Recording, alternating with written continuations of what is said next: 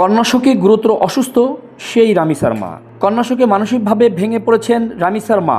রাজধানীর পল্লবীতে শিশু রামিসার মা গত 23শে জুন অধ্যাপক ডাক্তার মোহাম্মদ রফিকুল ইসলামের তত্ত্বাবধানে হাসপাতালে ভর্তির পর তার এমআরআই, আল্ট্রাসোনোগ্রাম সহ প্রয়োজনীয় বিভিন্ন পরীক্ষা নিরীক্ষা সম্পন্ন করা হয়। বর্তমানে তিনি বাসায় অবস্থান করছেন, হাসপাতালে ভর্তি হন।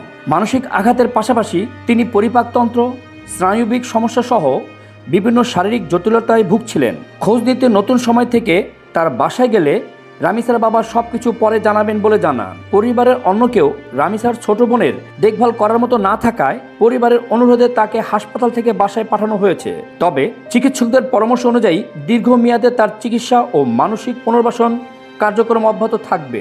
ইতিমধ্যে রামিসার মায়ের শারীরিক অবস্থার খোঁজ নিয়েছেন বিএনপির স্বাস্থ্য বিষয়ক সম্পাদক অধ্যাপক ডাক্তার মোহাম্মদ রফিকুল ইসলাম। চিকিৎসকদের মতে তার মানসিক অবস্থার উন্নয়নে ইতিমধ্যে 2 দফা কাউন্সেলিং করা হয়েছে।